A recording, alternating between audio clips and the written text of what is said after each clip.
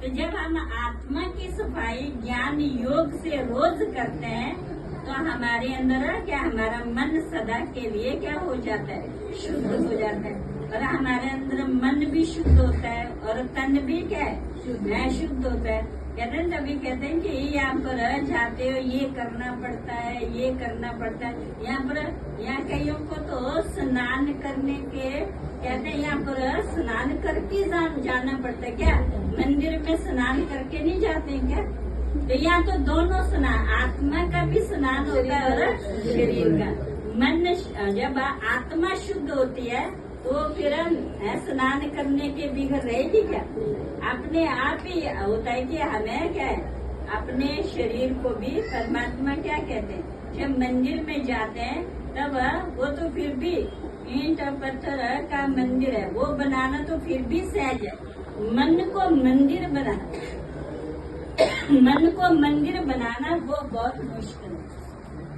वो तो एक दिन में भी हम ठीक कर सकते हैं। और मन को मंदिर बनाने के लिए हमें क्या है, उसके लिए तो क्या है, पूरा जीवन है। जब तक परमात्मा क्या कहते हैं, बाबा क्या कहते हैं, जब तक तुम्हारा जीवन है तब तक तुम्हें क्या करना है, याद करना है, मन को शुद्ध करना ही है। फिर भी कोई न कोई हमें क्या करेगा, माया रावण के हम राज्य में बैठे, तो रावण के राज्य में बैठे तो फिर ऐसे तो नहीं हमें छोड़ेगा ना, है?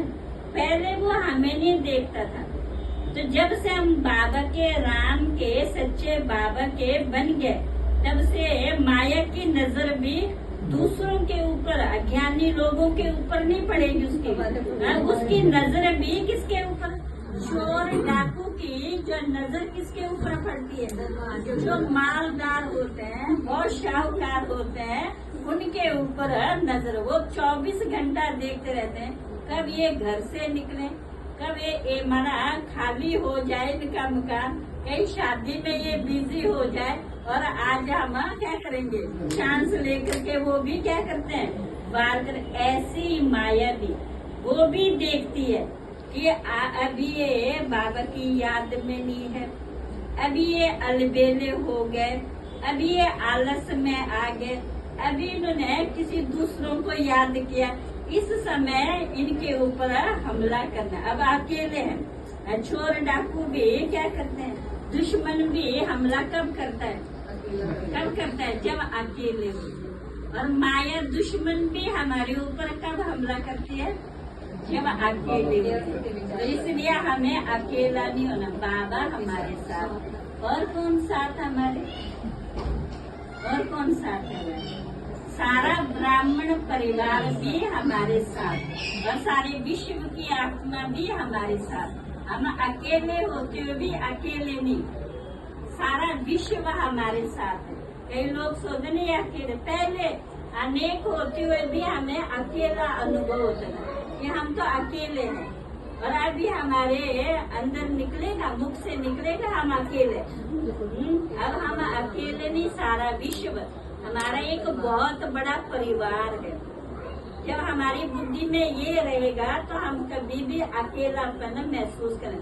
एक ही, सारे विश्व का पिता भी एक ही है, और सारा विश्व भी एक परिवार की तरह, और हमारा घर भी एक ही है, सर्व आत्माओं का घर भी एक है।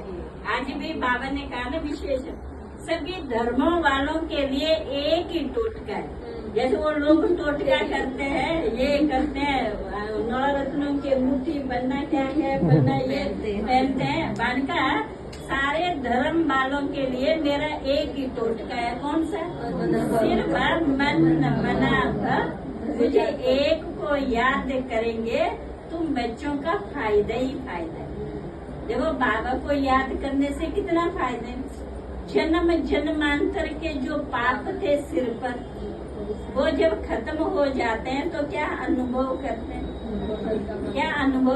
बाबा ने कहा ना, आज हल्कापन अनुभव करेगा। कहते नहीं, जब योग में बैठते हैं तो जब योग पूरा हो जाता है तो हमें कितना अंदर से हल्कापन महसूस करते। तो हल्कापन होना माना हमारे जन्म जन्मांतर के पाप जो हमारे दूसरे के, और आगे के लिए आयु हमारी बढ़ गई और आगे के लिए हम विकर्मों से भी बच गए। विकर्म करने से भी क्या है, विकर्म करने की भी क्या है, हमारे अंदर ताकत, हमें विकर्म नहीं करना है, उसकी भी हमारे अंदर दृढ़ता कि कुछ भी हो जाए। आज भी बालिका ना, जैसे उन स्टूडेंटों को भी क्या नशा रहता है कि हम ये पढ़ाई पढ़ करके कुछ भी हो जाए, ये हमें स्कॉलरशिप लेकर के छोड़ेंगे। तो हम बच्चों को भी क्या है, कौन सी दृढ़ता रखनी है, क्या कुछ भी हो जाए, कुछ भी हो जाए, हमें विश्व का मालिक बनना है, हमें बाप जैसा बनना है। बाबा तो आज तक किसी ने भी आप समान नहीं बनाए। बाबा हम बच्चों को सबको क्या करने आया है कि बच्चे तुम्हें आप समान, बाप समान बनने है, चाहे कुछ भी करना है। तो जब हम बाप समान बनेंगे तब क्या होगा, तब क्या होगा, कर्मातीत अवस्था होगी। कर्मातीत अवस्था होगी तो फिर अपने घर जाएंगे, घर जाने के बाद फिर कहाँ पर आएंगे, नई दुनिया में क्या करने, राज्य करने के लिए। ये रोज बाबा हमें क्या, रोज हमारा क्या करता है, श्रृंगार करता है। क्या करता है, श्रृंगार। किससे करता है श्रृंगार, ज्ञान, उन ज्ञानों से नहीं करते श्रृंगार।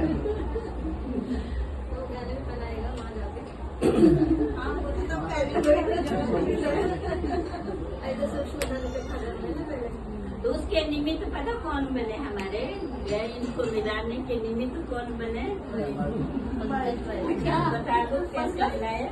बस हमने ना गेट लगाने दे, नंबर लिया, भाई जी के पास पहुंच गए, भाई जी का बोर्ड लगा था, बाबा का चिन्ह था वहाँ पर, और खुशी हो गई। तो वो देखती ना, जब 5000 साल बाद मिल रहे हैं ना, एक अंदर से उमंग आती है।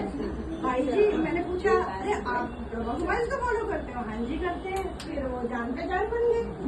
और जबकि मैं सोच रही थी कि यहाँ पर इतने सारे सेंटर्स हैं, इधर भी सेंटर है, इधर भी सेंटर है, सारे सेंटर्स हैं, मैं कहाँ जाऊँ, सोचती रही। फिर मैं क्यों दिमाग लगाऊँ, वो देखेगा, मेरे को क्या पता, वो देखेगा, वो जहाँ लेके जाना जाएगा, वो देखेगा जहाँ जाएगा।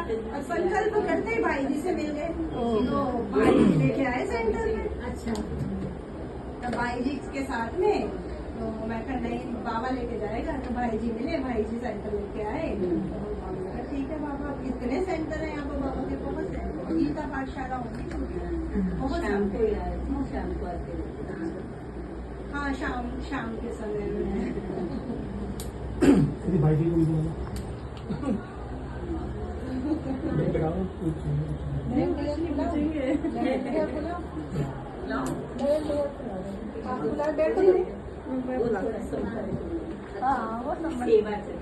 सहयोगी है, हर चीज में सहयोगी, ये बहुत बड़ी बात है। सहयोगी बनने बहुत सहयोग, मतलब सबसे बड़ा सहयोग के उन्होंने कभी भी उनको रोका नहीं, हर चीज में उनका साथ दिया।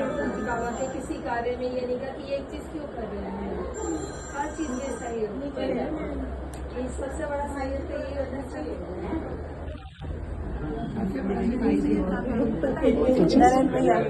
वो नीचे गए नीचे।